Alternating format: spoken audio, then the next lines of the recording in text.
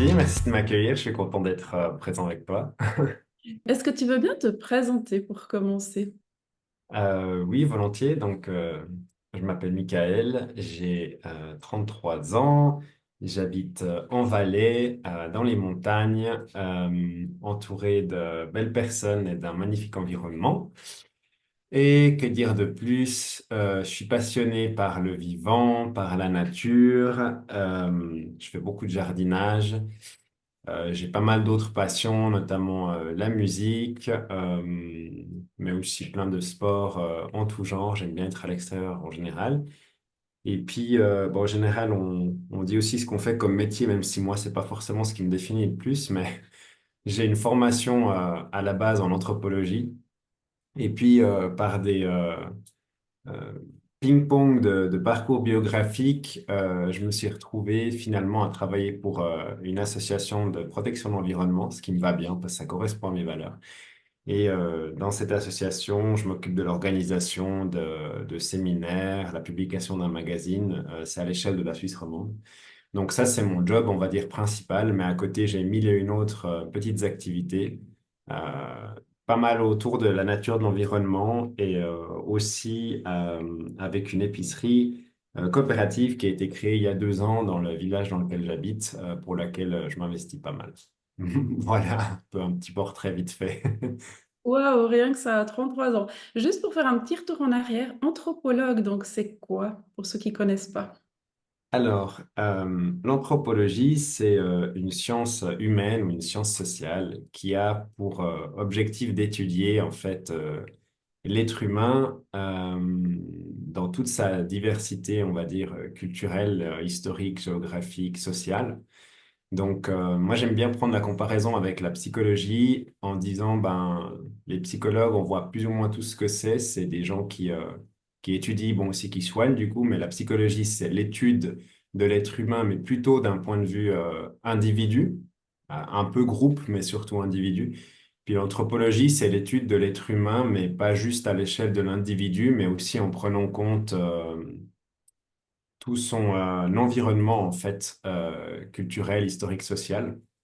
Donc, c'est une science qui m'a beaucoup intéressé, une science sociale qui m'a beaucoup intéressé parce que ça permet de sortir un petit peu de la version euh, culturelle qu'on connaît de qu'est-ce que c'est qu'un être humain dans notre société ici, actuellement en Suisse en 2024, par exemple. Mais en fait, si on se dirige dans d'autres sociétés, que ce soit en faisant un voyage historique ou un voyage géographique actuellement en allant ailleurs dans le monde ou même dans les micro-sociétés ou micro-milieux ici plus proches, en fait, on réalise il y a pas forcément un être humain. Il y a une phrase qui dit l'être humain n'existe pas. C'est une phrase un peu provocative pour dire il n'y a pas un être humain, c'est des êtres humains et c'est important en fait d'étudier cette diversité pour pas finalement figer ou développer des théories ou des choses un peu absolues sur la base de quelque part, en guillemets, d'un échantillon réduit de ce qu'on pense être représentatif. Donc, moi, ça m'a beaucoup intéressé cette démarche d'aller voir ce que l'être humain peut être dans d'autres contextes pour développer une compréhension qui me semble plus juste, en fait, de qu'est-ce que c'est que ce drôle d'animal. Oh, waouh, et puis aujourd'hui, est-ce que tu veux bien nous parler de... Tu parlais du jardinage tout à l'heure, plus particulièrement de permaculture. Je sais que tu t'y connais un peu dans ce domaine-là. Tu as même créé un jardin en collectif en permaculture. Oui, ben, je te parle volontiers de permaculture. Effectivement, c'est un de mes dadas. Alors, j'ai petite, petit aspect par rapport à ce jardin collectif. Je ne l'ai pas officiellement créé. Moi, je m'y suis joint lorsqu'il avait été déjà créé par d'autres personnes, mais c'est vrai que je m'y suis investi pendant plusieurs années. Et puis, j'espère aussi que si un jour j'y serai plus, il continue à vivre. Voilà, ça c'était juste un petit détail par rapport à ce jardin-là. Mais oui, la permaculture, c'est quelque chose qui a une place assez importante dans ma vie. Donc, je ne sais pas si tu veux que j'en dise quelques mots, peut-être un petit peu en général, pour les auditrices et auditeurs qui connaissent pas forcément encore la permaculture ou... Oui, très volontiers pour Ouais. commencer. Oui. Mhm. C'est un petit peu difficile de résumer la permaculture parce que suivant de quel bout on la prend, ou suivant les perspectives, ça peut être présenté de façon très différente. Mais si j'essaie d'être un peu global, on va dire que c'est un ensemble ou un mode de pensée et de conception d'écosystèmes au sens large, d'écosystèmes résilients, productifs et régénératifs. Donc résilient, ça veut dire quoi? Ça veut dire qu'ils sont capables de supporter les aléas de la vie, des variations de tout type qui peuvent se présenter, donc qui ont qui ont une certaine stabilité, on va dire, dans le temps et dans les aléas qu'ils peuvent rencontrer. Productif parce que le but, c'est quand même, à travers ces écosystèmes-là, nous-mêmes en tant qu'êtres humains, mais aussi d'autres êtres, quoi, qu'on puisse se nourrir et donc en tirer un moyen de subsistance. Et puis régénératif parce que on habite sur une planète Terre, on occupe une planète Terre qu'on a pas mal maltraitée. Et du coup, si on peut, à travers ces écosystèmes qu'on conçoit, également en soigner en partie certains milieux, par exemple le sol, ben, c'est aussi une mission qu'on souhaite remplir à travers la permaculture. Maintenant, il y a un peu différentes approches dans la permaculture, dans le sens où pour certaines personnes, c'est plus une science, entre guillemets, donc vraiment un ensemble de méthodes, de principes, d'outils qui peuvent être mis en place dans le but notamment de produire des aliments. Et pour d'autres personnes, c'est plus un art, une façon de presque de concevoir même la vie dans son ensemble. Et puis pour d'autres personnes, il y a aussi un côté un peu spirituel par rapport à la permaculture dans le sens où ça adresse assez frontalement le comment est-ce qu'on se conçoit soi-même dans un ensemble et comment est-ce qu'on conçoit notre rapport aux autres et à notre environnement, en fait. Donc, je dirais que pour ma part, c'est un peu tout ça à la fois, dans le sens où je trouve très intéressant la permaculture dans ses aspects un peu plus, entre guillemets, objectifs ou plus scientifique par rapport à ce que ça peut nous apprendre sur le monde du vivant et comment on peut l'utiliser pour obtenir des résultats intéressants. Euh, Ça m'intéresse aussi sur le plan de l'art, dans le sens où ça peut être très esthétique comme expérience, ça peut être un chouette médium pour interagir avec d'autres personnes, aussi, notamment bah, typiquement les enfants aussi. Et puis sur le plan spirituel, on va dire, c'est aussi une piste intéressante parce que euh, le, un des concepts un petit peu de base, c'est vraiment de concevoir les choses dans une vision d'ensemble, on va dire. Et donc, sur le plan spirituel, je m'identifie pas mal à ce concept de base parce que euh, je pense que c'est vraiment quelque chose qui est assez porteur de développer une conception de soi comme étant pas juste une cellule isolée du reste, mais comme ayant tout un ensemble d'indépendance et d'interaction avec le reste de l'existant, du vivant. Et du coup, ça peut aussi être en fait des occasions avec la permaculture de se poser des questions assez fondamentales, existentielles, métaphysique, entre guillemets. Donc, c'est un peu tout ça à la fois. Après, je ne sais pas à quel point tu veux que j'aille un peu plus dans les détails parce que, il y a un peu trois couches, on va dire, dans la permaculture, comme si on prenait un oignon ou un noyau. Il y a le cœur, qu'on appelle l'éthique, qui sont trois principes de base, comment dire, trois lignes directrices. Puis ensuite, il y a entre guillemets, des principes, si on s'écarte un petit peu du cœur qui sont des principes de mise en action de ces trois lignes fondamentales. Là, il peut y en avoir autant qu'on veut, mais en général, on en dénombre une dizaine. Et après, il y a des outils qui sont alors infinis, qui permettent de mettre en action très concrètement ces principes. Alors, je ne sais pas si tu veux que je dise deux, trois mots concernant cette éthique et ces principes, ou si tu voudrais d'abord qu'on aborde plutôt d'autres points. Alors moi j'aime bien dans mes podcasts donner quelques ressources, quelques outils. Alors peut-être si tu peux partager s'il y a des auditeurs qui aiment bien jardiner ou peut-être Ouais, donner d'autres pistes comme ça qui pourraient mettre en pratique dans leur manière de cultiver ok. leur salade, ce serait super. Mhm. Volontiers. Alors, peut-être pour commencer, comment dire, une petite clarification parce que la permaculture, c'est un terme qui est à la mode. Et quelque part, tant mieux, parce que du coup, on en parle, on s'y intéresse, puis on bouquine, on se renseigne, puis on essaye de le pratiquer. Maintenant, il y a parfois aussi un malentendu dans le sens où, pour les personnes qui entendent un peu pour la première fois parler de permaculture, mais moi le premier d'ailleurs au tout départ, on en vient un peu à faire un raccourci. Permaculture, ah, c'est utiliser des bottes de paille puis faire des buts. Et du coup, enfin des buts, pas BUT, mais les buts, c'est des espèces de petites monticules de terre sur lesquelles on cultive. Il y a un peu cette idée que la permaculture, c'est directement des outils concrets, c'est des choses qu'on fait spécifiques au jardin. Donc, moi, je peux te donner en fait des exemples, effectivement, d'outils qu'on peut utiliser en permaculture. Mais avant ça, j'aimerais peut-être juste dire deux, trois mots un peu plus conceptuels, pas pour faire du baratin théorique, mais parce que en fait, n'importe quel outil peut remplir une fonction positive, mais aussi potentiellement une fonction négative. Je prends toujours l'exemple du couteau. Avec un couteau, on peut cuisiner pour sa famille, on peut faire de l'artisanat, on peut faire des choses magnifiques, mais on peut aussi faire du mal à des gens, entre guillemets. Et pourtant, c'est le même objet, c'est le même outil. Donc, peut-être juste pour commencer à un niveau un tout petit peu plus conceptuel, mais je vais essayer de pas trop m'attarder pour pas non plus trop bassiner les gens, mais l'éthique de la permaculture, elle a trois piliers. Le premier pilier, c'est prendre soin des humains. Le deuxième pilier, c'est prendre soin de la terre. Et le troisième pilier, c'est partager équitablement les ressources. Donc, l'idée, en fait, c'est là-dedans, c'est comme je disais tout à l'heure, c'est d'avoir un peu une conception dans son ensemble, à la fois de se nourrir soi-même, mais sans faire de mal aux autres êtres et aux milieux avec lesquels on va interagir pour produire cette production alimentaire, pour faire cette production alimentaire.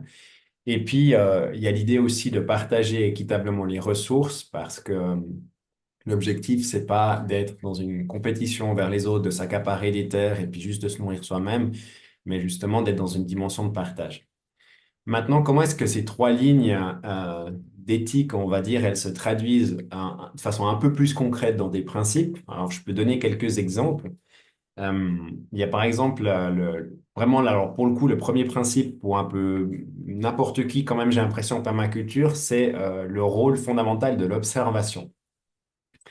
Quand on conçoit un jardin en permaculture ou quand on se lance dans une démarche en permaculture, je crois que n'importe qui a très envie de passer assez rapidement à l'action, puis à mettre en place des choses, alors qu'en fait, on a tendance à parfois un peu passer vite sur l'observation de son milieu, du terrain qu'on a peut-être à disposition, ou aussi des conditions météorologiques, de quelles sont les conditions atmosphériques, peut-être les animaux qui fréquentent aussi ce terrain, etc.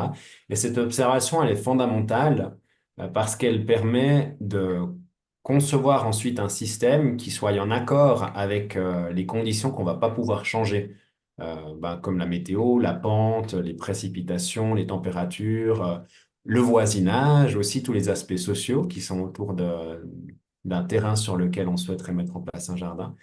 Et d'ailleurs, c'est intéressant parce qu'en anthropologie, c'est un petit peu le même principe, hein. Un anthropologue, quand il va aller sur ce qu'on appelle un terrain de recherche, son premier outil, et c'est celui sur lequel il va passer le plus de temps, c'est vraiment l'observation pour s'imprégner d'une réalité qui n'est pas forcément la sienne pour ensuite en faire entre guillemets, une théorie. Donc là, c'est la même chose en permaculture. Si on souhaite mettre en place un petit jardin ou une installation ou quoi que ce soit, la première chose, c'est vraiment d'observer. Donc concrètement, pour quelqu'un qui veut se lancer dans du jardinage, alors il y a entre guillemets, des personnes un petit peu dans l'extrême qui vont dire, avant de planter ou de toucher à quoi que ce soit, tu t'asseyes puis tu observes pendant une année, pendant 4 saisons, ce qui se passe sur ton terrain. Alors j'ai envie de dire, dans l'idéal, c'est intéressant, mais après, dans la pratique, on est quand même des êtres avec des envies de création, d'action. Donc je pense qu'il y a aussi un entre-deux, dans le sens où on peut commencer à faire des choses dès le départ, mais toujours à garder en tête cette ouverture de l'observation, puis à corriger potentiellement aussi des choses qu'on a mis en place, mais qui n'étaient pas en accord avec ce qu'on peut observer. Euh, Ensuite, il y a peut-être un autre principe que je trouve très intéressant, puis là, pour le coup, qui peut aussi être assez concret, c'est de, quand on conçoit un jardin, de tenter le plus possible que ce qu'on appelle un élément dans notre jardin ou dans notre système, dans notre écosystème, un élément remplisse pas seulement une fonction, mais plusieurs fonctions. Je vais donner un exemple concret. Un élément dans un système permaculturel, dans un jardin, un terrain, etc. Ça peut être, on va prendre, je vais prendre l'exemple d'une pergola ou d'une tonnelle sur laquelle on fait grimper, pousser de la vigne. On a cette image un peu comme on a facilement au dessin, comme ça, de ces espèces d'abris où c'est joli, il y a la vigne qui pousse dessus. Donc ça, c'est quelque part un élément, l'élément pergola, l'élément tonnelle. On va chercher à ce que cet élément, concevoir cet élément dans un sens où il puisse remplir plusieurs fonctions. Donc, une fonction, par exemple, c'est produire du raisin. Parce que du coup, la vigne va pouvoir grimper, profiter d'un bel ensoleillement, avoir son support pour s'agripper puis produire le raisin. Bon, ça, c'est une fonction. Mais du coup, une autre fonction, par exemple, ça va être de faire de l'ombre. Et du coup, on va pouvoir s'y installer l'été quand il fait chaud, s'y reposer, partager avec des gens qu'on aime, etc. Une autre fonction, c'est peut-être une fonction esthétique. Alors, on ne se nourrit pas de l'esthétique, mais c'est quand même important dans la vie pour notre bien-être, pour notre repos mental, pour pouvoir inviter des gens, leur faire profiter, aussi nous motiver dans cet espace et en y prendre soin. Puis après, il y a encore plein d'autres fonctions qu'on peut imaginer. Une fonction, par exemple, ben, en l'occurrence, moi, j'ai une petite tonnelle dans mon jardin actuellement avec de la vigne et je remarque que la vigne, c'est extrêmement généreux en production organique. Donc, ça veut dire que si on la laisse, elle pousse, elle peut pousser vraiment sur des dizaines de mètres, faire énormément de tiges, de ramifications, de feuilles. Donc, bon, bah, dans un modèle classique de production de raisins et de vin, alors on la coupe à ras, on la laisse pousser 1 mètre pour avoir quelques grappes bien sucrées de raisin pour produire du vin qui soit intéressant. Mais dans une pergola ou une tonnelle, par exemple, on peut laisser pousser autant qu'on veut ces feuilles-là, mais en même temps, on en a largement assez pour aussi en extraire une partie en la taillant au fur et à mesure de sa pousse et en utilisant ses branches et ses feuilles pour son compost ou bien comme ce qu'on appelle la couverture végétale. Donc, ça veut dire qu'on va disposer ensuite ces feuilles qu'on déchique grossièrement sur la terre pour que la terre puisse être nourrie de cette matière organique, pour qu'elle puisse faire de l'ombre, pour que la terre sèche moins vite, etc. Donc ça, c'est un exemple de comment est-ce qu'un élément peut remplir plusieurs fonctions. Et en fait, c'est valable dans le sens contraire, dans le sens inverse aussi, c'est-à-dire qu'en permaculture, on va réfléchir à des conceptions qui permettent qu'un élément, pardon, qu'une fonction soit aussi rempli par plusieurs éléments. Donc, si je prends un exemple, une fonction, ça pourrait être disposer d'eau dans son jardin.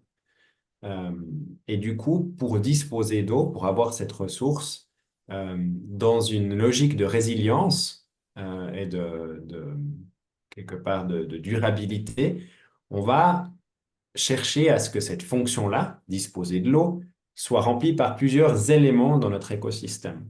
Donc, un élément, par exemple, ça peut être mettre en place un système de récupération d'eau, de pluie, à travers l'ACHENO qui tombe dans un bidon, par exemple, et puis du coup, on peut utiliser cette eau pour l'arrosage.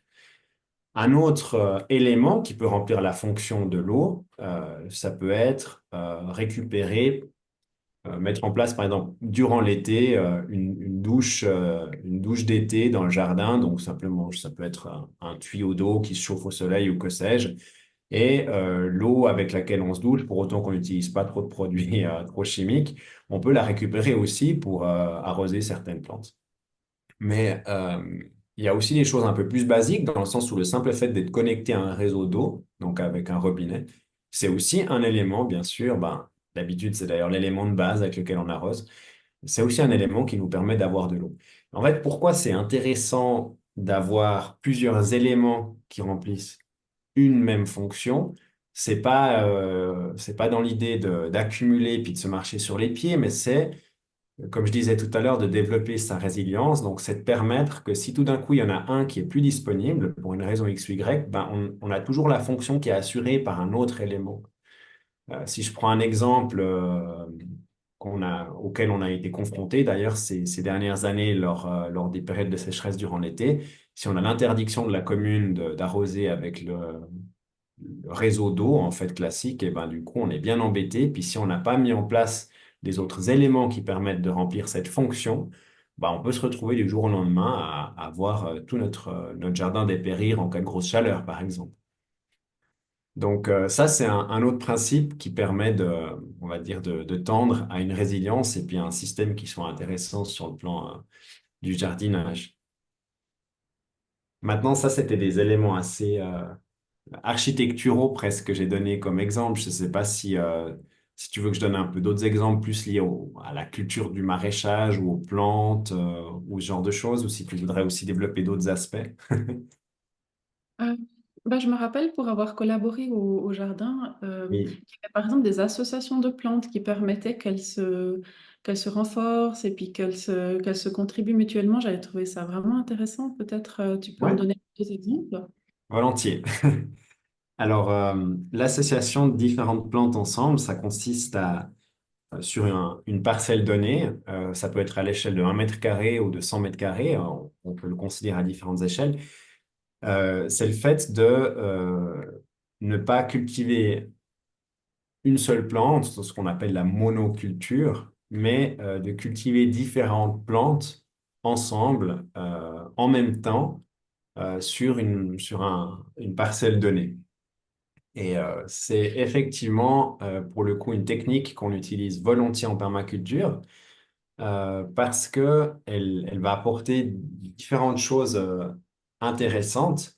Parmi les choses intéressantes que ça apporte de cultiver différentes plantes sur un terrain donné, il y a un aspect déjà, comment dire, presque physique, que si on observe une plante donnée, je vais prendre l'exemple euh, une tomate, par exemple. Un plant de tomate, si vous avez déjà observé, ben, c'est une plante qui pousse plutôt en verticale, qui va monter peut-être jusqu'à 1 mètre, 1 mètre 50, 2 mètres, ça dépend les sortes, mais qui va pas prendre 3 mètres de large en général. Donc ça veut dire qu'au pied de la tomate, par exemple, il y aura potentiellement de la place pour faire pousser, pour que se développe une plante qui va être ce qu'on appelle plutôt rampante. Donc, ou en tout cas qui va rester à ras du sol. Et puis, quelque part, si on pousse la réflexion un peu plus loin, il y a un autre espace qui n'est pas juste l'espace aérien, mais qui est l'espace sous-sol, à l'intérieur du sol, où peuvent aussi se développer des choses euh, pour compléter quelque part, entre guillemets, la 3D, donc avec typiquement des légumes racines comme des carottes, des betteraves, du gingembre ou que sais-je. Donc, pour résumer, une première chose qui est intéressante en associant des plantes, c'est de pouvoir euh, faire un usage un peu plus complet de l'espace à disposition. Quelque part, de boucher les trous, entre guillemets. Et ça, c'est particulièrement chouette lorsqu'on dispose d'un terrain qui est pas très grand. Si on a juste un petit potager ou parfois même simplement un balcon avec un bac de culture ou que sais-je, ben, ça permet d'avoir peut-être aussi plus de diversité à ce niveau-là en utilisant l'espace à disposition. Après, il y a aussi des interactions qui vont se passer entre ces différentes plantes. Euh, il faut savoir que chaque plante a des besoins nutritifs qui lui sont propres et certaines des plantes ont la capacité de puiser des nutriments XY en plus grande quantité et d'autres plantes ont la capacité de tirer plutôt des nutriments Z, A, B, C.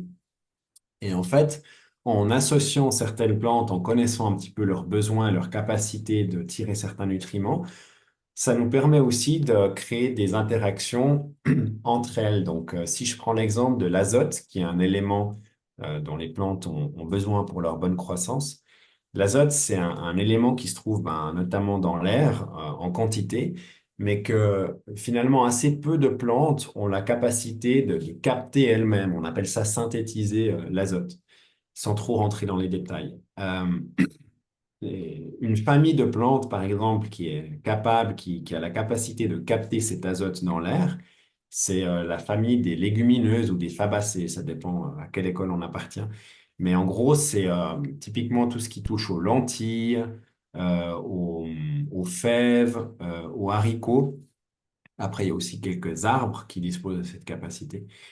Et en fait, ce qui est intéressant, c'est que si on met des plantes qui appartiennent à cette famille-là en contact direct d'autres plantes qui n'ont pas la capacité d'en tirer de l'azote, mais qui en ont besoin, qui en sont particulièrement gourmands, quelque part, les plantes fixatrices d'azote, comme on les appelle, vont pouvoir offrir leur azote aux autres plantes.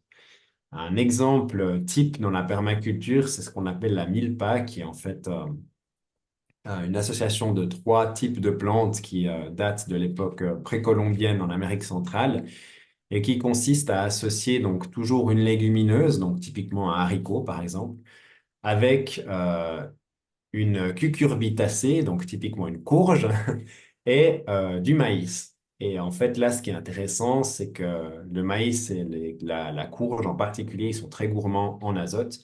Et de l'associer avec un haricot leur permet de pouvoir s'alimenter en azote durant leur croissance.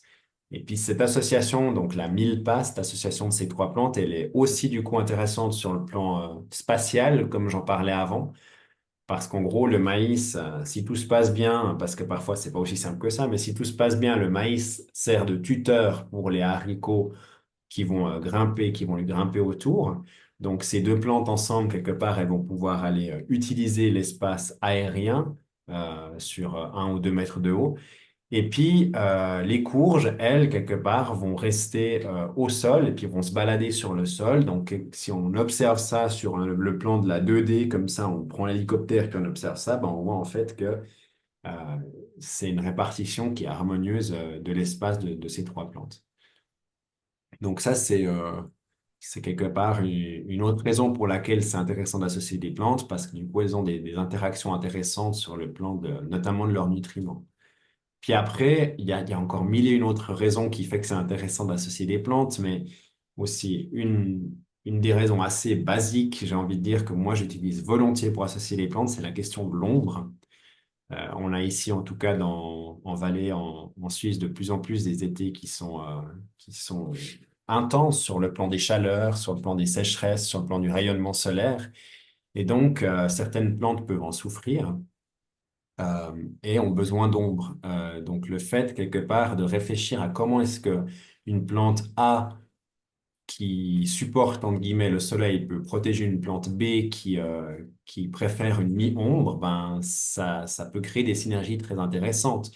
Donc concrètement, ça peut être, par exemple, semer ou planter une ciboulette, qui est une plante qui apprécie un peu de fraîcheur, derrière, c'est-à-dire ben, pour nous au nord, entre guillemets, d'une plante qui prendrait un peu de l'espace aérien pour y faire de l'ombre, bah, typiquement une tomate hein, pour le coup, ou bien un arbuste ou que sais-je.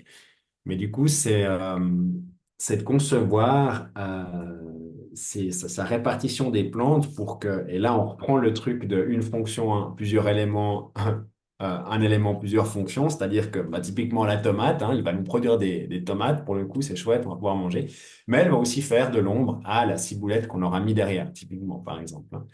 Ou pour le coup, pour reprendre l'exemple de la milpa, hein, le maïs, il va nous donner du maïs, mais il va aussi jouer le rôle de tuteur. Et en fait, ça va toujours être un peu cette même logique, c'est-à-dire essayer de multiplier le plus possible les liens et les interactions qui peuvent y avoir entre les différents éléments de notre système. Leur lien de quelque part d'interdépendance. On est dans une société où la notion de dépendance, elle est souvent mal vue, mal connotée, alors qu'en fait, selon moi, elle est neutre dans le sens où, comme le couteau, hein, elle peut être positive ou elle peut être négative. Et pour le coup, au jardin, c'est pareil. En fait, en permaculture, en tout cas dans ma façon de voir les choses, j'essaie toujours de réfléchir à quelles sont les dépendances génératives ou positives, intéressantes que je peux développer entre mes différents éléments et entre mes différentes fonctions. peut-être pour faire une parenthèse, un petit crochet, un petit détour, euh, par cette notion de dépendance, ça me tient assez à cœur en fait. Il y a parfois aussi dans des discussions qu'on peut avoir, on entend des personnes qui parlent d'un rêve, par exemple, de vivre au milieu de la nature avec leurs chèvres, leur petite maisonnette, puis d'être complètement indépendant en fait du monde. Et quelque part, c'est un mythe qui me fait aussi rêver dans l'absolu, mais que je trouve intéressant de déconstruire en partie, cette notion d'indépendance, parce que euh, aucun être vivant, en tout cas sur Terre, ne peut vivre sans dépendance avec d'autres êtres vivants. Ne serait-ce que par le fait que pour se nourrir, on a besoin les uns des autres. Typiquement, tous les insectes qui vont polliniser, par exemple, les fleurs, qui vont produire des fruits, etc., c'est une dépendance en tant que telle. Et je trouve beaucoup plus intéressant de réfléchir en termes d'autonomie. Et l'autonomie, ça ne veut pas du tout dire être coupé du monde, ça veut dire être dans une disposition, dans une capacité à choisir ou à développer les dépendances qui nous paraissent positives et qu'on souhaite en fait. Donc, par exemple, dans un modèle un peu classique de vie actuelle dans notre société, on a peut-être un prêt bancaire, on a avec lequel finalement on a une dépendance, c'est payer des intérêts, c'est utiliser une carte pour retirer de l'argent, etc. Et peut-être que dans un autre modèle, alors on aura quand même un compte bancaire, certes, mais on va peut-être essayer de générer des dépendances plutôt qu'avec une banque, peut-être avec ses voisins en se disant, ben là, j'ai un voisin qui élève, par exemple, des vaches et qui produit du lait, peut-être que je peux créer un lien d'interdépendance avec lui, ou peut-être qu'il va m'offrir du lait de temps en temps, et puis moi, je vais lui donner des légumes, par exemple. Ou bien typiquement, c'est quelque chose que je fais assez souvent, de lui demander de m'offrir, par exemple, du fumier, parce que moi, j'ai pas d'animaux sur mon terrain. Et puis, le fumier est très intéressant pour les nutriments, pour le jardin. Il complémente le compost. Donc, voilà, c'est pour moi la question des interdépendances, elle est infinie, elle est hyper intéressante. Puis, c'est un bon point d'attaque, je trouve, pour réfléchir à beaucoup de choses, mais pas juste dans le jardin, mais dans sa vie, en général. Wow, merci Michael. Et puis, est-ce que tu veux bien nous partager comment toi, tu as découvert d'abord le jardinage et puis aussi la permaculture, donc un point de vue un peu plus personnel sur tes expériences? Euh, alors, je dirais que gamin, j'ai, j'ai pas mal, comment dire, j'ai eu l'occasion de me balader puis de jouer dans le jardin de mes grands-parents, qui étaient fleuristes, enfin, qui avaient un immense jardin parce qu'ils avaient un magasin de fleurs, mais du coup, ils produisaient aussi quasiment tous leurs légumes. Et puis, c'est vrai que, gamin, on était sans arrêt un peu fourrés dans leur jardin, dans leur étable et compagnie, mais sans forcément que je prenne conscience que ça s'appelait du jardinage, puis que ça consistait voilà, pour nous, c'était un peu plus un terrain de jeu. Mais on va dire que c'était quand même une époque où, sans vraiment le savoir, j'ai développé un premier lien avec ça. Aussi, je me suis familiarisé avec des odeurs, avec des paysages, avec certaines choses. C'était un petit peu ma première rencontre sans que forcément je me sente très concerné. Après, quand j'ai grandi, pendant l'adolescence, etc., j'ai pas forcément fait de jardinage dans ma famille, on n'en faisait pas à ce moment-là. Et puis, c'est peut-être quand j'avais 18, 20 ans là autour que j'avais l'occasion de faire un petit peu de potager sur le lieu où j'habitais. Puis j'ai commencé à planter deux, trois trucs, mais je crois que c'était vraiment un petit peu un hasard de la vie. Je disais, ça peut être rigolo de planter trois tomates, quoi. Et puis, je crois que ça m'a plu, en fait. Puis, du coup, chaque année, j'ai fait un peu plus. Et jusqu'à ce que je suis en train de parler effectivement de la permaculture, je bouquine un petit peu, je trouve ça hyper passionnant, pas juste sur le plan du jardinage, mais comment aussi ça peut être appliqué à d'autres domaines de la vie. Et puis, je pense que je devais avoir autour de 22, 23 ans, j'ai fait une formation en permaculture, on appelle ça un certificat, c'était je crois 13 jours de formation où on est sur place pendant 13 jours continus. Alors, je sais que ça se fait sous d'autres formats, mais nous, c'était sur place, donc H24 avec les enseignants et puis les autres participants, avec des cours théoriques et pratiques toute la journée. Et c'était vraiment une magnifique expérience parce que le fait d'être sur place et de préparer aussi tous les repas, etc., permettait à ce que ce soit pas juste quelque chose de déconnecté de la vie, mais vraiment de complètement intégré aussi dans la réflexion de comment est-ce qu'on interagit avec les autres, qu'est-ce qu'on peut apprendre des autres, qu'est-ce qu'on peut leur partager, etc. Donc ça, je dirais que c'était un peu ma formation de base, en tout cas sur le plan théorique. Mais après, c'était mille et une lectures par-ci, par-là. Ça pouvait être un article, un bouquin, un podcast aussi. J'aime beaucoup les podcasts pour le coup. Aller visiter des autres jardins, partager en discutant avec des gens. C'est un peu comme ça que je me suis, entre guillemets, formé. Et c'est vrai que depuis, je pourrais difficilement concevoir une vie sans avoir un jardin parce que pour moi, de jardiner, alors ça nourrit le corps, ça nourrit aussi l'esprit, c'est presque aussi parfois un peu de la méditation, ça nous permet de nous connecter différemment à plein de choses. Ça peut aussi être de l'art, on peut vraiment faire des choses très esthétiques. C'est un sport aussi, c'est une activité physique en l'occurrence, un loisir. En fait, c'est hyper complet. Et du coup, à ce niveau-là, je trouve que c'est une activité très intéressante aussi sur le plan social, de partager ça avec d'autres personnes. Et puis, sur un plan un peu plus existentiel, on va dire, c'est vrai que moi, maintenant, c'est un besoin, quelque part, de pouvoir cultiver au fil des saisons, dans le sens où ça permet vraiment d'être très en lien avec un printemps qui démarre, un été qui commence à s'installer, l'automne qui prend la suite, l'hiver avec toute cette énergie qui est très différente. En fait, je sais pas, c'est comme si je devais une année me retrouver sans possibilité de faire du jardinage, j'aurais un peu l'impression d'être comme si on me mettait dans une pièce noire, puis du coup, je sais pas quelle heure c'est, je sais pas quel jour c'est, je sais pas quel mois c'est.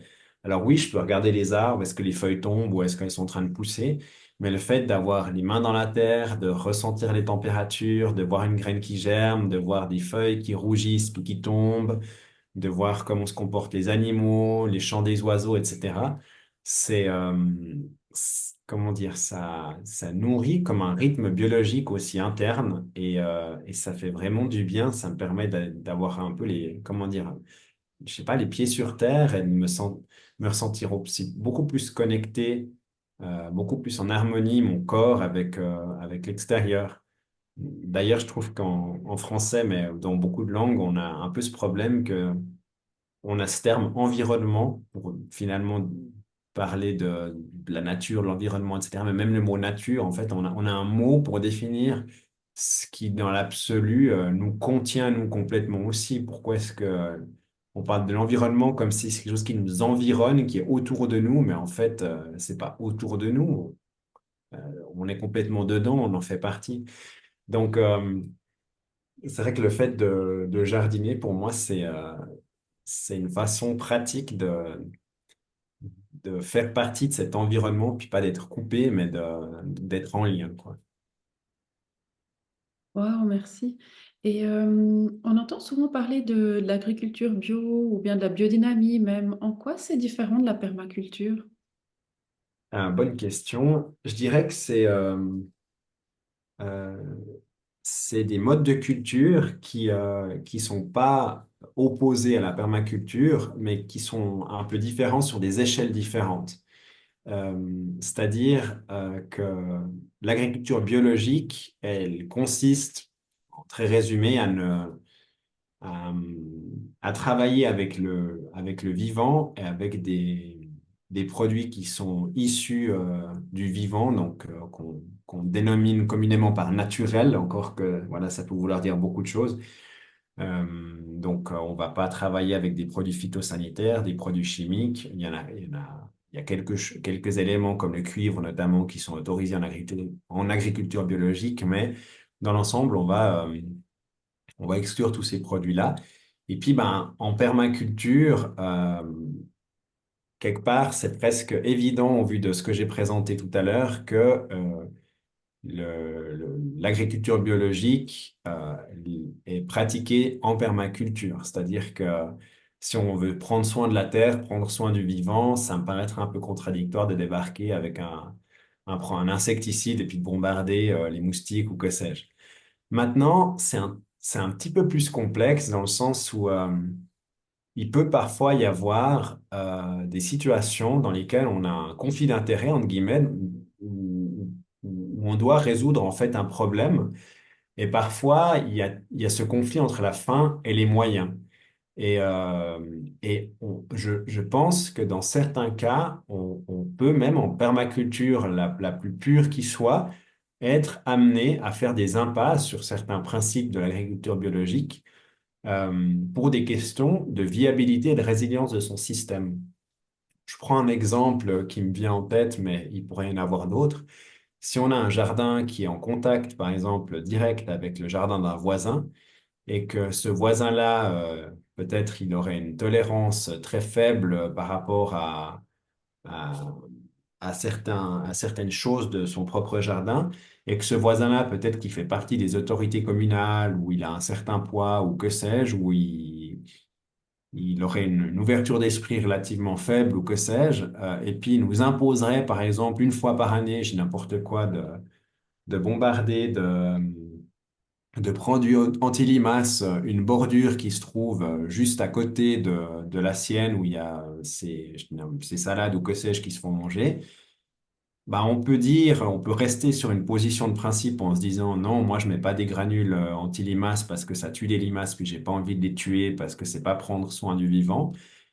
Mais en même temps, bon, c'est un exemple un peu tiré par les cheveux, mais si le fait de ne pas utiliser ces granules, ça pousse notre voisin à des extrêmes où au final, il va bombarder notre champ le lendemain de produits phytosanitaires beaucoup plus forts, ou bien peut-être qu'il va nous poser de tels problèmes qu'on va devoir déménager ou arrêter notre jardin ou que sais-je, bah, quelque part, la question parfois elle se pose de savoir faire des impasses à court terme sur certains moyens qui nous semblent moins idéaux, mais toujours dans l'idée de développer notre résilience du système pour pouvoir continuer à avoir ce jardin. Peut-être qu'une fois par année, je devrais mettre ces granules anti-limaces pour que mon voisin, qui fait partie en fait du système social pour le coup du jardin, puisse aussi être intégré au tout. Donc, je suis pas en train de dire que j'ai du plaisir, j'aurai du plaisir à le faire, hein, mais pour bien faire la différence entre l'agriculture biologique et puis la permaculture, en principe, ils sont très compatibles, mais la permaculture va un peu plus loin et parfois peut faire aussi des encarts si c'est nécessaire. Ouais. Mhm. Et puis la biodynamie, pour le coup, c'est un courant spécifique, on va dire, de l'agriculture biologique qui va beaucoup plus loin que l'agriculture biologique et qui cherche à développer enfin, pour le coup, à développer des connaissances beaucoup plus fines du vivant, aussi en lien, sauf erreur, avec tout ce qui est un peu énergétique. Maintenant, moi, je ne suis pas formé en biodynamie et j'ai pas beaucoup de connaissances en la matière, même si je trouve que c'est très intéressant. Certainement qu'un jour, je me renseignerai un peu plus. Et du coup, je peux pas en dire beaucoup plus. Mais si les gens le souhaitent, je vous encourage à bouquiner parce qu'il me semble que c'est aussi quelque chose qui est très intéressant. Mhm. Wow, merci. Et, hum, et comment ça fonctionne un jardin collectif en permaculture pour des personnes qui n'ont jamais jardiné, qui vivent en ville? Est-ce que tu peux en donner deux, trois mots parce que ça peut être une ressource pour quelqu'un qui vit en appartement, qui n'a pas accès, même peut-être pas à un balcon ou un jardin? Alors, ça peut fonctionner de plein de façons différentes. J'ai participé à différents modèles aussi au cours de ces dernières années de jardin collectif. Donc, il en existe un peu de plusieurs types, mais grosso modo, bah, typiquement celui dans lequel nous deux, on a interagi aussi, c'est un jardin, un terrain qui peut être mis à disposition soit par un privé ou par une commune, ça dépend un peu des cas, et puis sur lequel plusieurs personnes vont collaborer pour jardiner ensemble. Alors là aussi, il y a des modes de collaboration qui peuvent être plus ou moins intensifs, c'est-à-dire que On peut délimiter chacune et chacun des endroits différents et puis on s'aide en se donnant des coups de main ou en se prêtant les outils, en s'échangeant des semences, mais ça peut aussi être des interactions hein, plus développées où en fait on jardine sur les mêmes terrains, les mêmes plantes ensemble et puis du coup on partage à la fois les efforts et puis les récoltes. Il y a aussi des jardins collectifs qui sont gérés par des organisations, par exemple, je pense au jardin de Revéréa, notamment dans les Hauts-de-Lausanne, qui est intéressant. D'ailleurs, je vous encourage à aller le visiter. Il est souvent ouvert au grand public. Je crois que ça s'appelle le Jardin des Mille Mains où il est géré par une ou deux personnes spécialisées qui s'en occupent au quotidien et puis qui organisent les activités, mais une fois par semaine ou deux fois par semaine, ils convoquent le grand public, n'importe quoi, les samedis ou le mercredi après-midi, à aller donner des coups de main et puis en échange, à la fin, ils peuvent partir avec une courgette ou que sais-je. Donc, d'une façon générale, c'est au-delà de la diversité des modèles qui existent, c'est intéressant pour qui ne possède pas forcément son terrain à soi. C'est aussi intéressant pour qui n'est pas toute l'année capable aussi de s'occuper de son terrain, parce que du coup, on peut partager le travail sur certaines époques. Typiquement, si moi j'ai un jardin tout seul et que j'ai de contact avec personne, puis que je pars pendant 3 semaines au mois d'août, ça risque d'être un peu compliqué. Dans un jardin partagé, il y a cette possibilité de s'organiser en se disant, bah, moi je pars telle ou telle semaine, si tu peux t'en occuper, etc.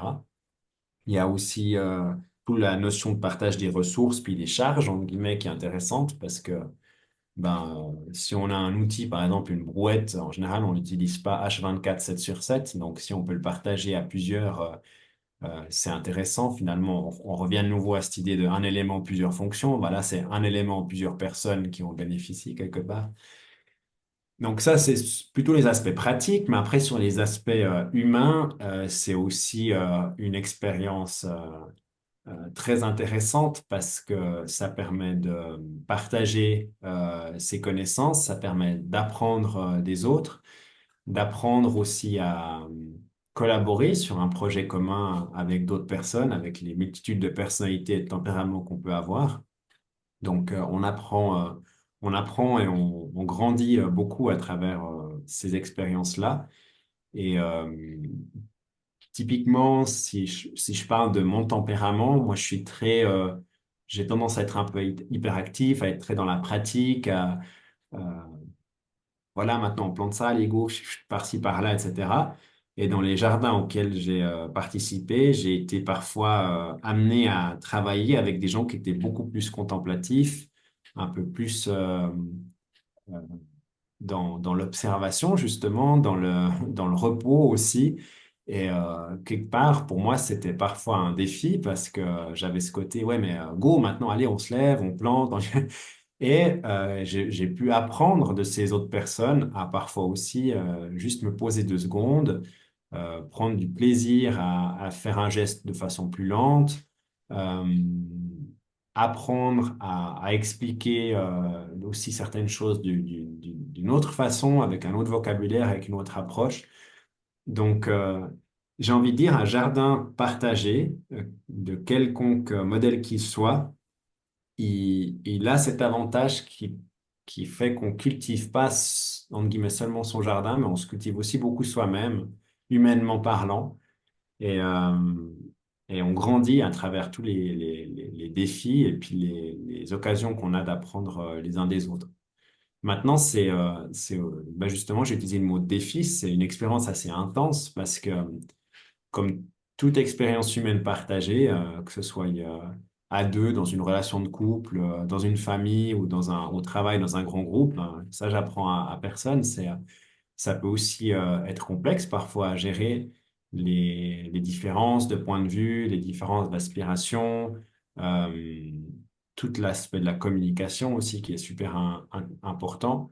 D'autant plus que dans un jardin, ben, il faut quand même planifier certaines choses, organiser. Donc, on ne peut pas juste être dans le partage spontané et la joie et la bienveillance. Il faut aussi se mettre d'accord sur des choses très concrètes et très pratiques, puis s'engager. Et qu'est-ce qu'on fait quand les engagements sont pas respectés de soi ou des autres? Donc, une fois de plus, on apprend beaucoup avec ça. Et j'ai tendance à dire que parfois, il y a des interactions qui fonctionnent de façon très positive dès le départ et d'autres qui prennent un peu plus de temps à se mettre en place. Et parfois, certaines interactions qui fonctionnent pas du tout, en fait, comme entre deux plantes qu'on associerait. Mais dans tous les cas, en tout cas, moi, je les conçois jamais comme des échecs, même quand ça fonctionne pas très bien, parce qu'au final, euh, par quel autre moyen on aurait pu apprendre que ça fonctionnerait pas sans essayer quelque part? Et, moi, j'ai pu apprendre qu'il y a certaines choses, par exemple, dont j'ai besoin fondamentalement, qui, si elles sont pas remplies, vont faire que je me sentirai pas épanoui dans un projet. J'ai aussi pu prendre conscience des limites que j'avais en termes de ce que je pouvais donner, de ma personne. Et donc, c'est vraiment des belles occasions de s'enrichir et de se développer sur le plan humain, individuellement, puis aussi à l'échelle du groupe. Waouh, et est-ce que tu veux bien nous partager une de tes expériences personnelles dans le cadre de la permaculture, vraiment une de tes plus belles expériences? Oula. Mais alors, du coup, toujours par rapport au jardin partagé sur le plan humain, tu dis une expérience humaine? Oui, Ouais. exactement. Euh, alors, tu me prends un peu à court comme ça parce qu'il y en a eu tellement. Oh, ça c'est bon, ça fait plaisir à entendre. En fait, bon, après, j'ai aussi une mémoire qui est pas toujours hyper extraordinaire. Donc, plus que, tu vois, un exemple très concret, c'est plutôt une situation qui s'est produite à plusieurs reprises et qui vraiment, à chaque fois, m'a fait trop plaisir. C'est euh, quand quand il y a une découverte d'une surprise, en fait, que le jardin ou que la nature nous offre, qui est faite soit ensemble avec quelqu'un d'autre, soit quelqu'un d'autre qui nous dit, eh, regarde. Enfin, c'est tout bête, hein, quelque part, mais moi, ça me fait vraiment trop plaisir. Par exemple, quelqu'un qui a jamais fait de jardinage, qui débarque, qui commence un peu de zéro, entre guillemets, et puis après quelques mois a appris deux, trois choses, puis tout d'un coup m'appelle à l'autre bout du jardin, et viens voir, il y a un truc extraordinaire là. Et puis tout d'un coup, en fait, a découvert qu'il y a une feuille de la bulbe de l'ail des ours qu'on a planté de l'automne passé qui est en train de jaillir et puis qui s'extasie là-devant.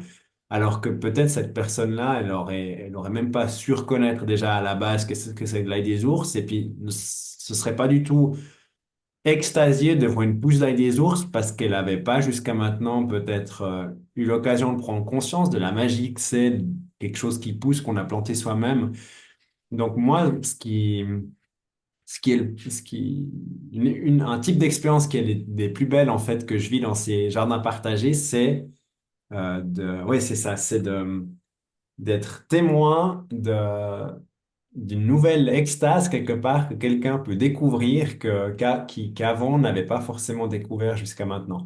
Et là, je me dis, yes, quelque part, j'ai fait mon job de pouvoir lui offrir des nouvelles lunettes sur quelque chose qui lui permet de s'émerveiller du vivant d'une nouvelle façon. Je crois que c'est vraiment ce qui me nourrit le plus, c'est ce qui me fait le plus plaisir. Beaucoup plus de regarde, ça c'est beau, mais quand quelqu'un me dit waouh, regarde, alors que de base, peut-être que il ou elle ne l'aurait pas fait. Pour moi, ça, c'est magique. Ah waouh, merci. Je me rappellerai toujours le moment où c'était le moment de sortir les pommes de terre. C'était comme de trouver de l'or. Enfin, Ah c'était oui, incroyable aussi ça. effectivement, des petites pépites d'or qu'on va chercher dans la terre. La recherche du trésor, quoi. Et ça, c'est génial à faire avec des gamins, ça marche à tous les coups, quoi. Quand tu leur dis d'aller récolter des pommes de terre, d'aller fouiller dans la terre avec les mains, d'autant plus si eux, ils les ont cultivées, c'est assez sacré comme moment, effectivement. Mhm. Et puis là, Michael, tu reviens de 6 mois dans les Andes. Euh, qu'est-ce que tu as constaté au niveau de leur manière, peut-être de leur relation avec les végétaux, avec leur jardin, leur manière de cultiver? Est-ce qu'il y a des différences? Enfin, j'imagine que oui, mais qu'est-ce que tu peux nous en partager dans ce que tu as pu vivre là? Alors, effectivement, ça fait une dizaine d'années maintenant que j'ai développé un lien particulier avec les Andes je m'y suis rendu à plusieurs reprises pour des assez longs séjours. Un de ces séjours, c'était notamment une recherche en anthropologie que j'ai fait sur les modes ancestraux d'agriculture dans cette région. Donc, on est en plein dans le sujet, on va dire. Et euh, ce qui m'a passionné là-bas, ben, c'est exactement l'objet de ta question, en fait, c'est d'observer comment est-ce que eux concevaient le vivant et comment est-ce qu'ils se relationnaient, quelles étaient leurs relations avec ce vivant-là, quelque part. Puis qu'est-ce que je pouvais en apprendre aussi par rapport à notre façon de concevoir cette relation-là.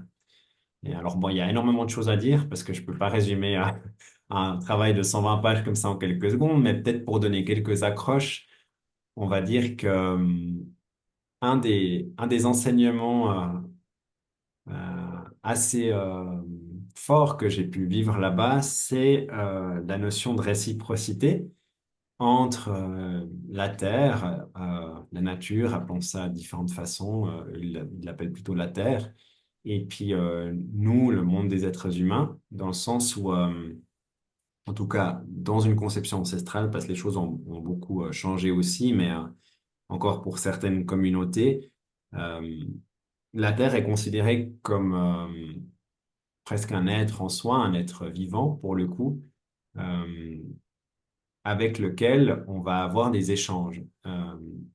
Pour que ces échanges ils aient lieu, il faut qu'ils soient réciproques, il faut qu'ils se fassent dans les deux sens.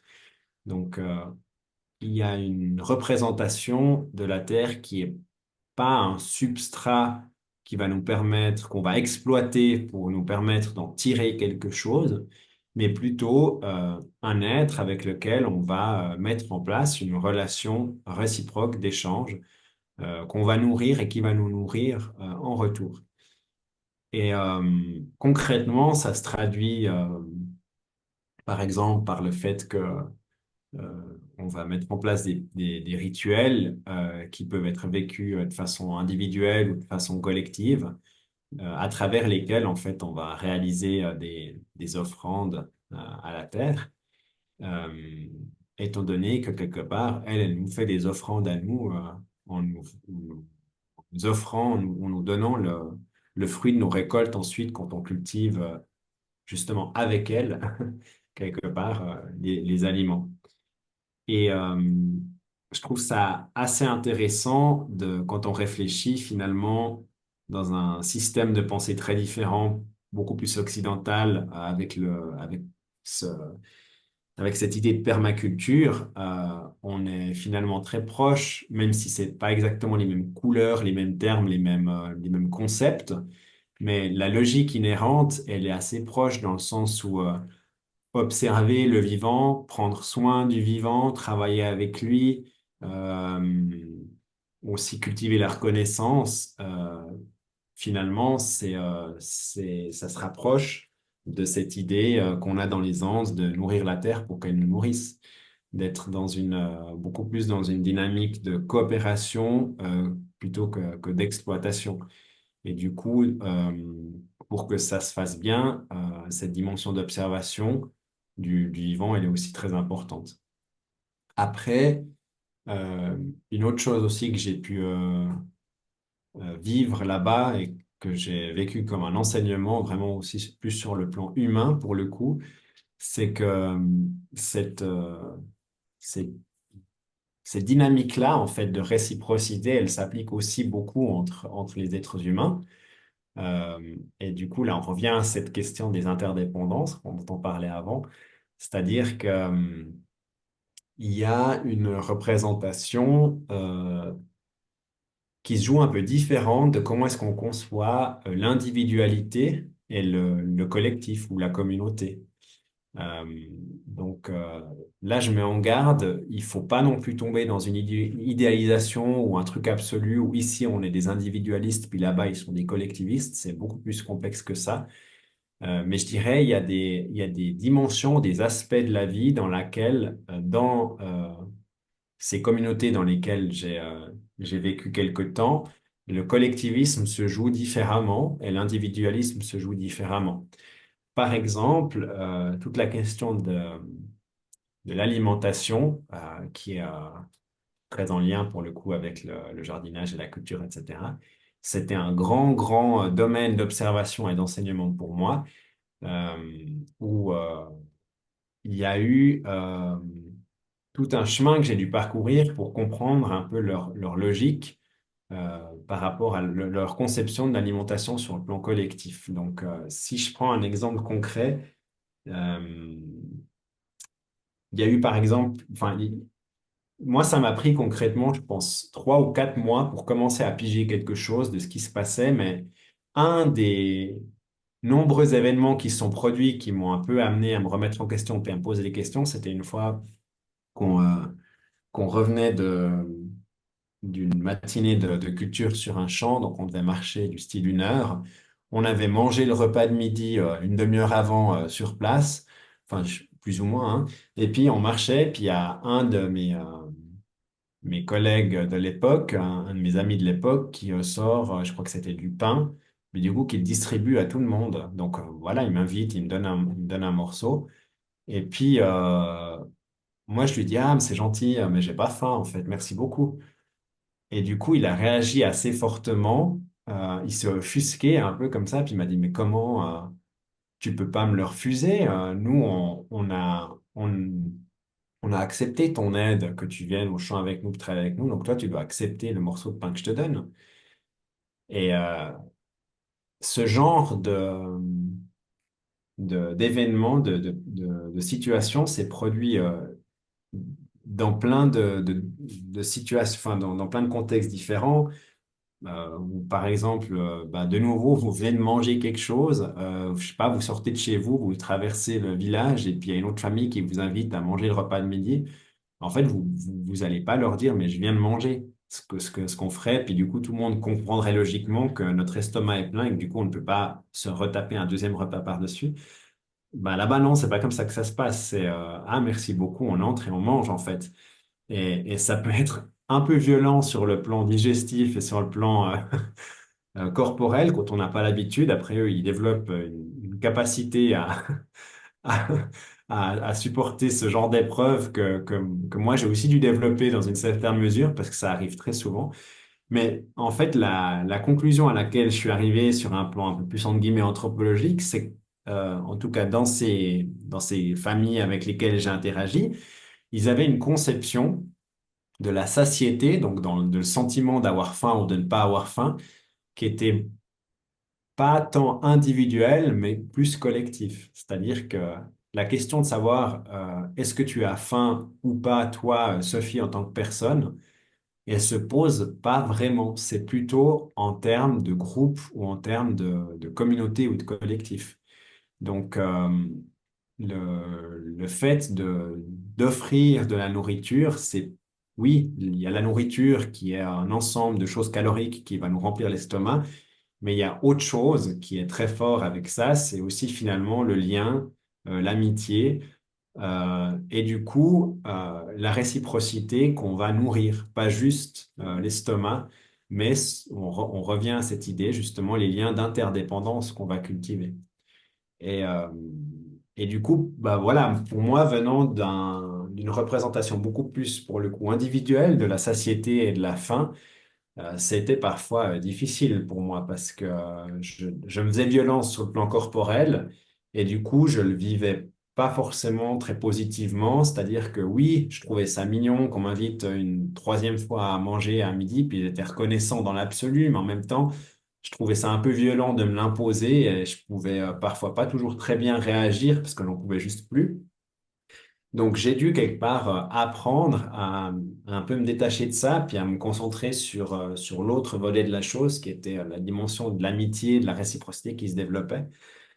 Alors, je suis devenu dingue plus d'une fois, mais quelque part, j'ai trouvé ça j'ai trouvé que c'était un cheminement qui m'a fait aussi réfléchir par rapport à pas mal de choses. Et pour le coup, si on reprend la question de la permaculture, pour refaire un lien aussi, on voit aussi là que il y a, il y a un lien de nouveau entre cette histoire d'éléments et de fonctions quelque part, parce que historiquement parlant, bah, on peut s'imaginer que, mais même encore aujourd'hui, il y a des moments, des situations où peut-être une famille n'a pas des bonnes récoltes ou n'a pas à manger. Et du coup, ben, n'a pas forcément sa fonction nourriture qui peut être assurée. Et le fait de pouvoir s'appuyer sur un tissu, un réseau de réciprocité où on a un autre élément, entre guillemets, donc une autre famille, par exemple, qui peut nous offrir des aliments ou que sais-je, bah, ça te permet de développer sa résilience. Donc, quelque part, ces réseaux de réciprocité, qui peuvent être vécus parfois un peu violemment sur le plan individuel, digestif ou que sais-je, ils ont un sens au niveau de la résilience que ça peut apporter autant à ton individu que ton collectif. Puis après, pour la petite histoire, ben plus on passe de temps, puis plus on apprend dans les coulisses, en guillemets, culturelles de ces communautés-là à s'en sortir par rapport aux défis digestifs. Donc, typiquement, ils ont aussi deux, trois astuces eux-mêmes. Par exemple, on s'imaginerait pas chez nous, admettons, je t'invite demain soir à souper, et puis au mieux, on pourrait pas s'imaginer que toi, après la troisième bouchée, tu sortes un Tupperware ou un sac plastique et puis tu mets ton repas dedans pour l'emporter le lendemain. Et en fait, dans le contexte culturel que je viens de décrire, c'est quelque chose qui est tout à fait accepté et acceptable, en fait, mais qu'au début, je savais pas. Alors, il y a toute une façon de faire. Il faut quand même manger une partie. Ensuite, il faut d'abord dire merci beaucoup. Je le mangerai ce soir. Enfin, il y a plein de codes comme ça à apprendre, mais on peut s'en sortir plus ou moins. Il y a des astuces, je vous rassure, si une fois vous allez dans les Andes. Il y a des petites astuces comme ça qui nous permettent de pas trop souffrir sur le plan corporel. Voilà, donc je dirais que c'est deux, trois pistes, deux, trois éléments que je peux te donner par rapport à leur mode de culture, autant sur le plan agriculture que culture culturelle par rapport à comment ils se relationnent les uns les autres. Oh, c'est passionnant, merci beaucoup. Euh, pour rebondir sur ce que tu me disais, est-ce que tu veux bien nous partager une leçon importante que tu as apprise dans ta vie? Une leçon, j'ai pas entendu, pardon. Une leçon importante, une leçon de vie que tu as apprise, que ce soit dans les Andes ou à un autre moment. Waouh! Alors, là, il y a aussi, il y en a des milliers, mais je vais essayer de penser laquelle, peut-être, en tout cas, ces temps, me travaille plus. Hum, Bon, pour le coup, je vais rester un petit peu sur le thème de donner et recevoir, parce qu'en fait, tout est un peu échange et flux, j'ai l'impression, dans ce monde, à la fois sur le plan matériel et sur le plan, non matériel. Mais je dirais que, euh, j'ai été amené à beaucoup travailler, et je continue parce que je crois que ça sera jamais résolu, mais ce sera un travail d'une vie, à vraiment bien comprendre, définir quel est l'équilibre, comment construire un équilibre dans ce qu'on donne et ce qu'on reçoit par rapport aux autres. Et en fait, ben, comme tout équilibre, si on se met sur une corde puis on essaie de tenir en équilibre, il n'y a pas un point auquel on va arriver puis on n'a plus rien besoin de faire puis on reste. Je crois qu'on doit toujours être un peu en mouvement puis essayer de ne pas tomber ni d'un côté ni de l'autre. Donc c'est pour ça que je dis que c'est pas quelque chose qui sera résolu un jour, mais qui sera toujours un peu en réflexion. Mais oui, une leçon, c'est un peu cette espèce de d'énigme que par rapport à mes valeurs, j'ai le vœu de pouvoir donner, de pouvoir partager. Mais en même temps, si je prends pas soin de mes limites, que j'observe pas bien quelles sont mes ressources et que peut-être je donne trop ou pas au bon moment ou pas d'une façon adéquate par rapport à une situation humaine donnée, ça peut avoir des répercussions qui sont négatives, peut-être pour les autres, peut-être pour moi, peut-être pour tout le monde, et qui vont peut-être produire après un mouvement de retrait où pendant un certain temps, je peux plus donner parce que je me suis épuisé dans un certain don de moi dans une situation passée. Et du coup, j'ai un peu image d'une abeille qui est dans sa ruche comme ça, puis qui sort pour aller, ou encore quoi que l'abeille, c'est pas une très bonne image parce qu'elle va prendre du pollen, ou plutôt je sais pas, que j'ai un peu mon nid, ma caverne comme ça, mon espace, et que parfois je vais sortir pour donner, pour partager, mais j'ai aussi besoin d'avoir ce retrait où je peux me retrouver, me prendre soin que de moi-même pendant un temps et puis me ressourcer pour ensuite pouvoir de nouveau sortir et donner quelque chose de ma personne. Alors, c'est une métaphore dans le sens où ça se traduit pas par m'enfermer chez moi et sortir de chez moi. Euh, mais mais c'est, je dirais, un une des leçons un peu perpétuelles que je trouve que je dois cultiver et tirer, c'est de comment est-ce que je peux donner et partager tout en me préservant euh, et sans me faire non plus manger aussi peut-être par des situations ou des personnes qui pourraient pas être dans la même logique de moi de réciprocité, on va dire. Donc, c'est un travail perpétuel de pas tomber dans une extrême qui consisterait à dire ben, je donne tout ce que je peux, quitte à faire un burn-out et m'épuiser, puis un jour être incapable de donner quoi que ce soit, c'est pas le but. Ni de notre extrême de dire ah, mais à ce moment-là, si c'est pour m'épuiser puis me crever la tâche, ben, autant rester juste dans mon coin et puis juste me préoccuper de ma propre petite personne et puis je donne plus rien au reste du monde. Donc, c'est pas une leçon en tant que telle par rapport à ta question, mais c'est quand même un peu une leçon de vie, mais perpétuelle et puis sans fin de mesurer, euh, de construire et de maintenir cet équilibre. Hmm. Merci, c'est intéressant pour moi, ça participe à la santé et je voulais juste te demander en termes de santé, quelles Mhm. sont tes pratiques personnelles? Pour prendre soin de ma santé, Mhm. Oui. euh, bon, d'une façon générale, je pense que j'essaie d'être dans la construction d'une santé plus que dans la résolution d'une maladie quand elle se présente, même si c'est nécessaire. Donc, ça veut dire prévenir plus que guérir, et donc m'alimenter d'une façon qui me semble être positive bah, pour mon corps, mais aussi du coup pour le coup pour l'environnement. Euh, Ça veut dire avoir des habitudes de vie qui soient saines pour mon enveloppe corporelle, donc prendre soin de mes heures de sommeil, de la qualité de mon sommeil. Aussi prendre soin des milieux, des écosystèmes humains que je fréquente sur le plan de la santé, on va dire psychique, mais peut-être aussi plus généralement de la santé corporelle. Je trouve que de s'entourer de personnes qui génèrent des énergies qui pour soi sont positives, c'est important. D'être aussi entouré de personnes qui sont là pour nous si on a besoin, puis inversement. Donc, c'est d'une façon générale prendre soin de son cadre de vie, de se construire, de maintenir un cadre de vie qui soit positif par rapport à nos besoins qui sont toutes et tous différents. Donc, moi, en l'occurrence, par rapport à mon tempérament et ma personnalité, euh, j'ai un peu deux besoins a priori qu'on pourrait considérer comme contradictoires sur le plan social, c'est-à-dire que j'apprécie beaucoup le contact avec les autres et j'en ai pour le coup aussi besoin, je m'en nourris et ça me fait du bien. Mais j'apprécie aussi le contact avec ma solitude, l'isolement et un certain retour à un calme. Et c'est par exemple deux choses que j'ai besoin de cultiver en parallèle. Je pourrais pas être systématiquement avec du monde, mais je pense que si j'étais systématiquement tout seul dans mon coin, ça me manquerait aussi de pouvoir avoir ces aspects-là.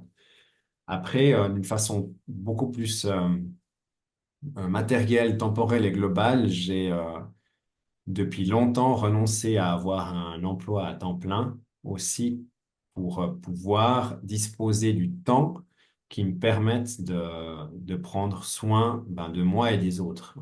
Parce que je pense que c'est très lié. Et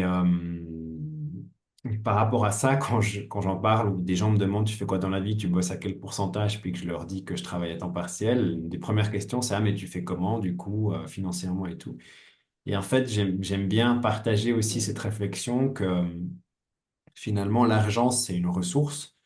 Le temps, ça l'est aussi.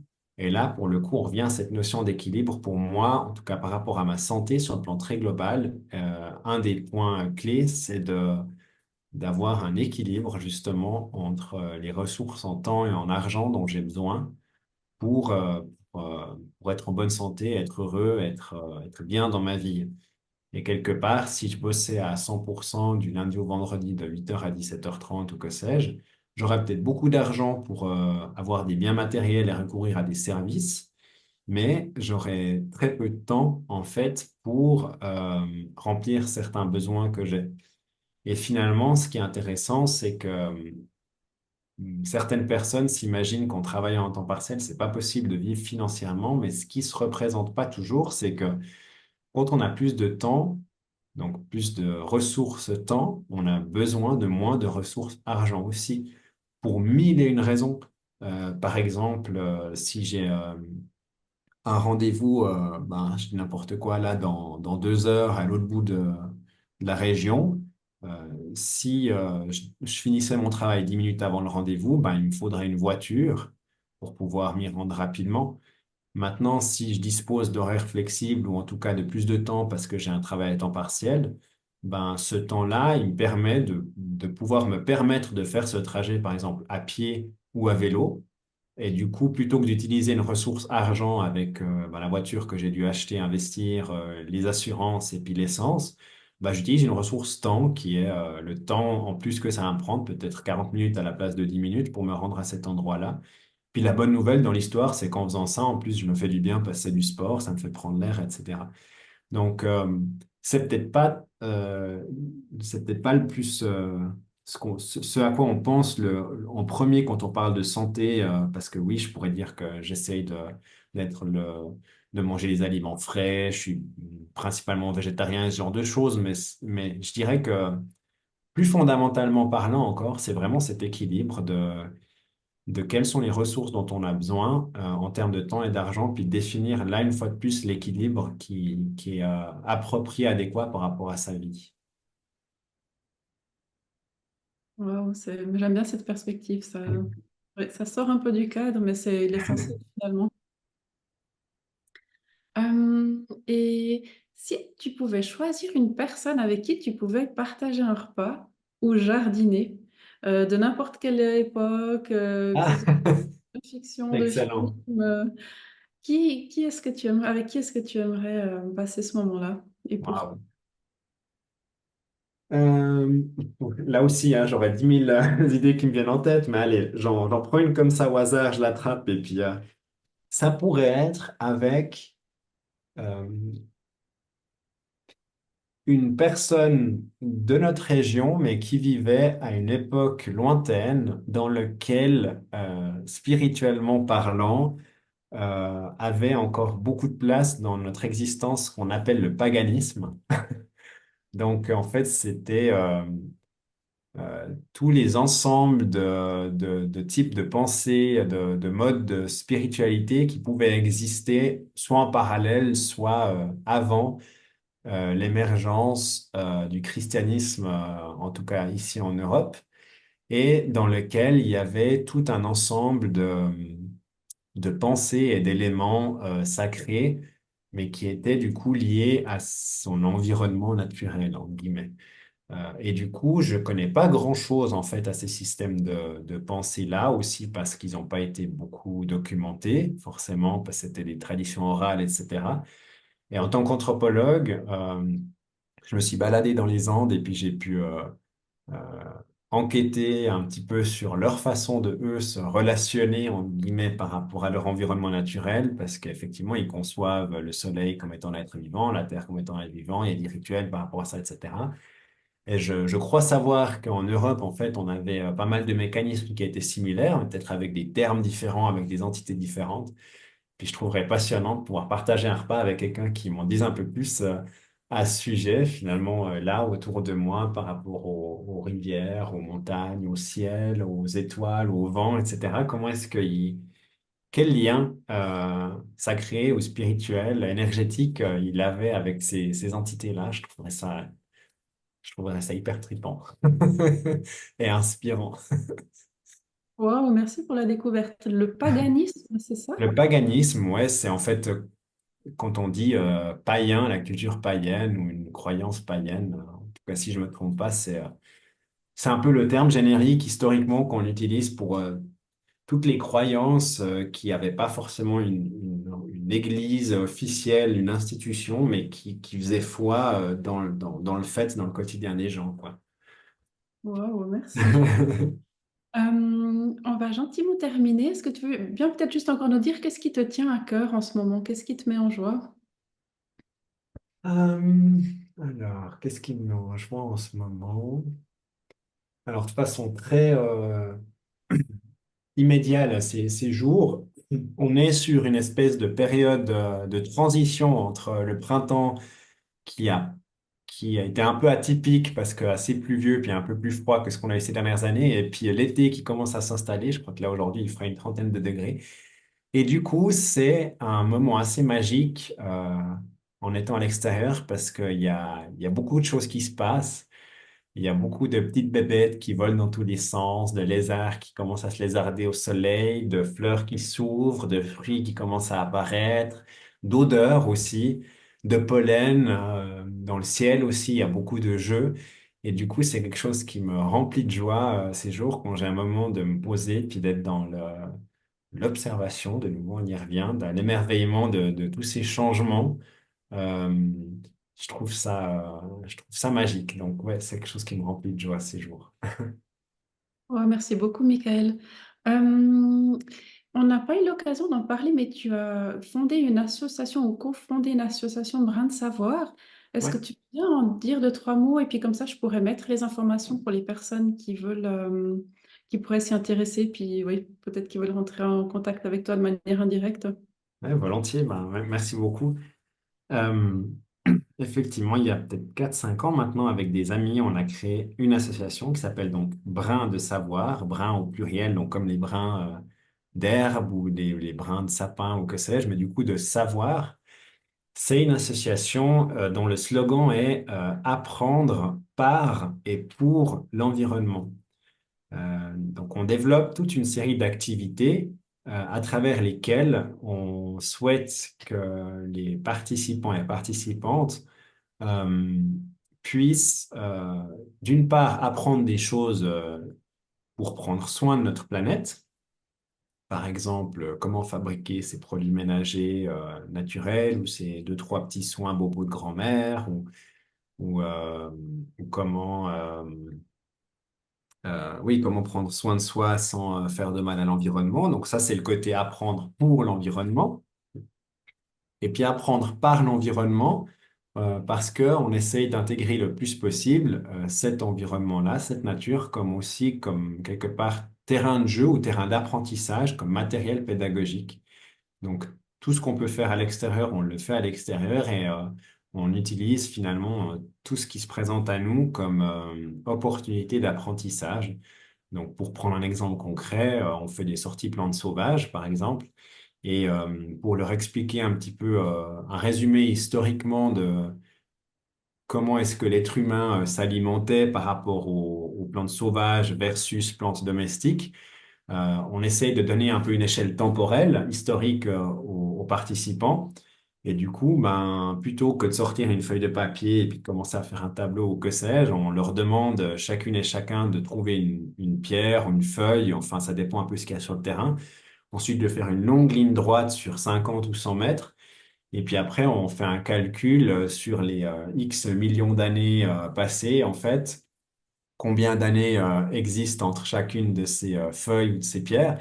Et puis après, on va leur demander de se placer sur l'échelle temporelle là où ils pensent que l'être humain a commencé à se nourrir avec des plantes domestiques, donc cultivées par rapport aux plantes cueillies et sauvages. Donc c'est typiquement en fait une occasion de pouvoir apprendre à acquérir une connaissance quelque part historique, mais en utilisant un matériel naturel qu'on a sous la main et puis en même temps dans un milieu directement qui a un lien avec l'objet d'étude, à savoir bah, les plantes sauvages, tout l'aspect de la consommation de plantes sauvages, quoi.